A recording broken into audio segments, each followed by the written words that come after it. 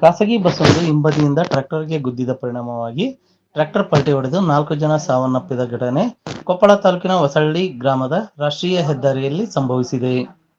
ಕೊಪ್ಪಳ ತಾಲೂಕಿನ ಹೊಸಳ್ಳಿ ಬಳಿ ನಡೆದ ಭೀಕರ ರಸ್ತೆ ಅಪಘಾತದಲ್ಲಿ 4 ಜನ ಸಾವನ್ನಪ್ಪಿದ್ದು, ಸಾವನ್ನಪ್ಪಿದವರನ್ನು ಯಲಬುರ್ಗಾ ತಾಲೂಕಿನ ಕರಮುಡಿ ಗ್ರಾಮದ 22 ವರ್ಷದ ಬಸವರಾಜ, 22 ವರ್ಷದ ಮುತ್ತಪ್ಪ ಹಾಗೂ ಗದಗ ಜಿಲ್ಲೆಯ ತಿಮ್ಮಾಪುರ ಗ್ರಾಮದ ನಿವಾಸಿ 60 ವರ್ಷದ ಕೊಂಡಪ್ಪ ಹಾಗೂ 65 ವರ್ಷದ ದುರ್ಗಮ್ಮ ಹನುಮಪ್ಪ ಎಂದು ಗುರುತಿಸಲಾಗಿದೆ. ಶ್ರೀ ಹುಲಿಗೆಮ್ಮ ದೇವಿ ದರ್ಶನ ಮುಗಿಸಿ ಟ್ರ್ಯಾಕ್ಟರ್ನಲ್ಲಿ ಮನೆಗೆ ಹಿಂದಿರುಗುತ್ತಿದ್ದ ಭಕ್ತರು ಪ್ರಯಾಣಿಸುತ್ತಿದ್ದ ಟ್ರ್ಯಾಕ್ಟರ್ಗೆ ಹಿಂದಿನಿಂದ ಬಂದ ಖಾಸಗಿ ಬಸ್ ಡಿಕ್ಕಿ ಹೊಡೆದ ಪರಿಣಾಮ ಈ ಘೋರ ದುರಂತ ಜರುಗಿದ್ದು, ಘಟನೆಯಲ್ಲಿ 15ಕ್ಕೂ ಹೆಚ್ಚು ಮಂದಿ ಗಾಯಗೊಂಡಿದ್ದಾರೆ. ಗಾಯಾಳುಗಳನ್ನು ಕೊಪ್ಪಳ ಜಿಲ್ಲಾಸ್ಪತ್ರೆಯಲ್ಲಿ ದಾಖಲಿಸಿ ಚಿಕಿತ್ಸೆ ನೀಡಲಾಗುತ್ತಿದೆ. ಮುನಿರಾಬಾದ ಪೊಲೀಸ್ ಠಾಣಾ ವ್ಯಾಪ್ತಿಯಲ್ಲಿ ಪ್ರಕರಣ ದಾಖಲಾಗಿದೆ. Ningaraj Doddamani, Kalyana Karnataka news bureau, Koppal.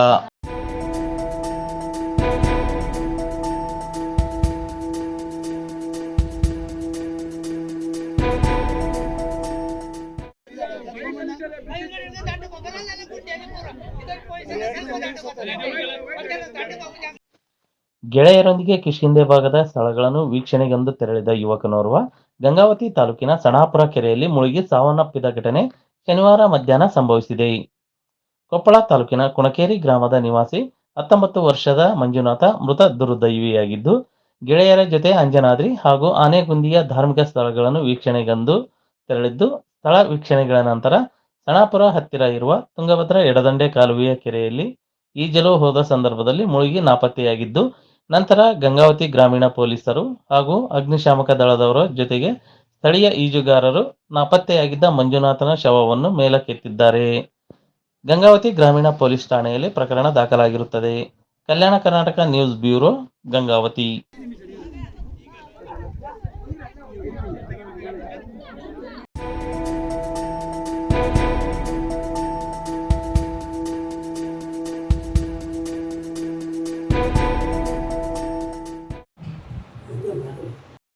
ಹುಲಿಗೆಮ್ಮ ದೇವಿ ದರ್ಶನ ಪಡೆದು ಮರಳಿ ಬರುತ್ತಿದ್ದ ಟ್ರ್ಯಾಕ್ಟರ್ಗೆ ಖಾಸಗಿ ಬಸ್ ಡಿಕ್ಕಿ ಹೊಡೆದು ಗಾಯಗೊಂಡು ಜಿಲ್ಲಾ ಆಸ್ಪತ್ರೆಗೆ ಸೇರಿದ ಕರಮುಡಿ ಗ್ರಾಮಸ್ಥರನ್ನ ಜಿಲ್ಲಾ ಆಸ್ಪತ್ರೆಯಲ್ಲಿ ಮಾಜಿ ಸಚಿವ ಹಾಲಪ್ಪ ಆಚಾರ್ ಭೇಟಿ ನೀಡಿ ಆರೋಗ್ಯ ವಿಚಾರಿಸಿದರು.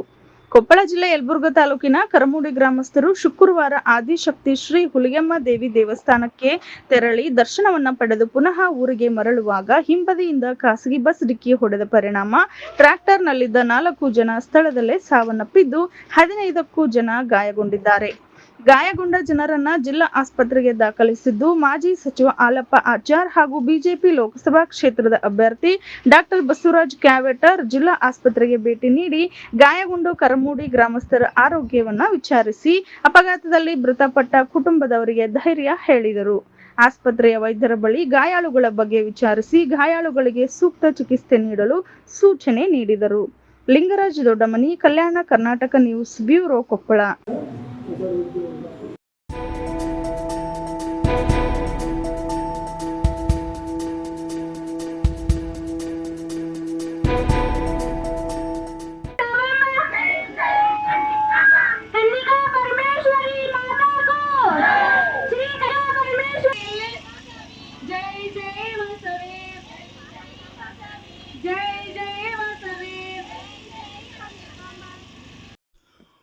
ಕೊಪ್ಪಳ ಜಿಲ್ಲೆಯ ಯಲಬುರ್ಗಾ ತಾಲೂಕಿನ ಹಿರೇಮುಂಕಲಕುಂಟ ಗ್ರಾಮದಲ್ಲಿ ಶನಿವಾರ ಬೆಳಗ್ಗೆ ಶ್ರೀ ಗವಿಸಿದ್ದೇಶ್ವರ ಮಠದಿಂದ ಕನ್ನಿಕಾ ಪರಮೇಶ್ವರಿ ದೇವಸ್ಥಾನದವರೆಗೆ ಆರ್ಯ ವೈಶ್ಯ ಸೇವಾ ಸಂಘ ಮತ್ತು ಶ್ರೀ ವಾಸವಿ ಯುವಜನ ಸೇವಾ ಸಂಘ ಹಿರೇಮುಂಕಲಕುಂಟ ಹಾಗೂ ವಿವಿಧ ಹಳ್ಳಿಯ ಆರ್ಯ ವೈಶ್ಯ ಸಮಾಜದ ಬಾಂಧವರಿಂದ ಕನ್ನಿಕಾ ಪರಮೇಶ್ವರಿ ಜಯಂತ್ಯೋತ್ಸವ ಶ್ರದ್ಧಾ ಭಕ್ತಿಯಿಂದ ಆಚರಿಸಲಾಯಿತು. ಗವಿಮಠದಿಂದ ಕನ್ನಿಕಾ ಪರಮೇಶ್ವರಿ ದೇವಸ್ಥಾನದವರೆಗೆ ಮಹಿಳೆಯರು ಕನ್ನಿಕಾ ದೇವಿಯ ಮೂರ್ತಿಯನ್ನು ರಥದಲ್ಲಿ ಪ್ರತಿಷ್ಠಾಪಿಸಿ ಮೆರವಣಿಗೆ ಘೋಷಣೆ ಮಾಡುತ್ತಾ ಸಾಗಿದರು.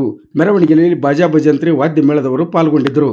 ಮೆರವಣಿಗೆ ನಂತರ SSLC ಹಾಗೂ ದ್ವಿತೀಯ PUC ಉತ್ತೀರ್ಣರಾದ ವಿದ್ಯಾರ್ಥಿಗಳಿಗೆ ಪ್ರತಿಭಾ ಪುರಸ್ಕಾರ ನೀಡಿ ಸನ್ಮಾನಿಸಿ ಗೌರವಿಸಲಾಯಿತು. ನಂತರ ಅನ್ನ ಸಂತರ್ಪಣೆ ಕಾರ್ಯಕ್ರಮ ಹಮ್ಮಿಕೊಳ್ಳಲಾಯಿತು.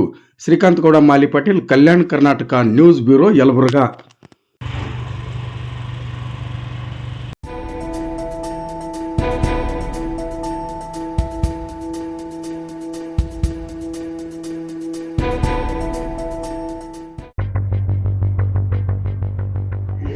ಮಿಂಚಿನ ಸಂಚಾರ ನಡೆಸಿದ ಬಾಗಲಕೋಟೆ ಜಿಲ್ಲೆಯ ಇಳಕಲ್ ತಾಲೂಕಿನ ಪೊಲೀಸರು ಇಬ್ಬರು ಬೈಕ್ ಕಳ್ಳರನ್ನ ಬಂಧಿಸಿ ಅವರಿಂದ 29 ಬೈಕ್ ಹಾಗೂ ಗೂಡ್ಸ್ ವಾಹನ ವಶಪಡಿಸಿಕೊಂಡಿದ್ದಾರೆ.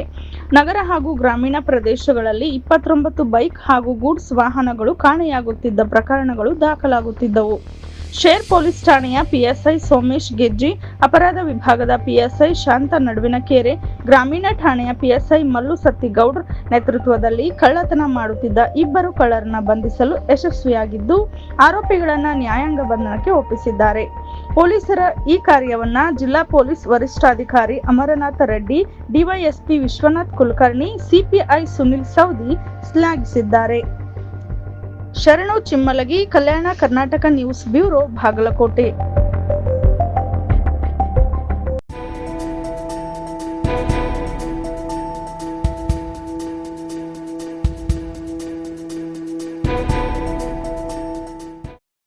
ಸಿಡಿಲು ಬಡಿದು ವಿದ್ಯಾರ್ಥಿನಿಯೊಬ್ಬಳು ಸಾವನ್ನಪ್ಪಿರುವ ಘಟನೆ ಬಾಗಲಕೋಟೆ ಜಿಲ್ಲೆಯ ಮುಧೋಳ ತಾಲೂಕಿನ ಜಾಡರ ಹರಳಿಕಟ್ಟೆ ಗ್ರಾಮದಲ್ಲಿ ಜರುಗಿದೆ.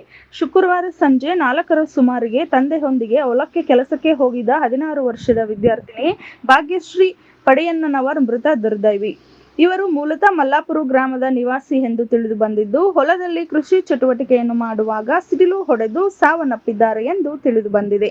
ಮೃತ ವಿದ್ಯಾರ್ಥಿನಿಯ ಪೋಷಕರ ಆಕ್ರಂದನ ಮುಗಿಲು ಮುಟ್ಟಿದ್ದು, ಲೋಕಾಪುರ ಆಸ್ಪತ್ರೆಗೆ ಬಾಗಲಕೋಟೆ ಜಿಲ್ಲಾ ಉಸ್ತುವಾರಿ ಸಚಿವ ಆರ್.ವಿ. ತಿಮ್ಮಾಪೂರ್ ಭೇಟಿ ನೀಡಿ ವಿದ್ಯಾರ್ಥಿನಿಯ ಕುಟುಂಬಸ್ಥರಿಗೆ ಸಾಂತ್ವನ ಹೇಳಿದರು. ಮುಧೋಳ ತಾಲೂಕಿನ ತಹಶೀಲ್ದಾರ್ ಕಚೇರಿಯ ಅಧಿಕಾರಿಗಳು ಮತ್ತು ಲೋಕಾಪುರ ಕಂದಾಯ ಇಲಾಖೆಯ ಅಧಿಕಾರಿಗಳು ಸ್ಥಳಕ್ಕೆ ಭೇಟಿ ನೀಡಿ ಪರಿಶೀಲನೆಯನ್ನ ನಡೆಸಿದ್ದಾರೆ. ಬಾಗಲಕೋಟೆ ಜಿಲ್ಲೆಯ ಲೋಕಾಪುರ ಪೊಲೀಸ್ ಠಾಣೆಯಲ್ಲಿ ಪ್ರಕರಣ ದಾಖಲಾಗಿದೆ. ಶರಣು ಚಿಮ್ಮಲಗಿ, ಕಲ್ಯಾಣ ಕರ್ನಾಟಕ ನ್ಯೂಸ್ ಬ್ಯೂರೋ, ಬಾಗಲಕೋಟೆ.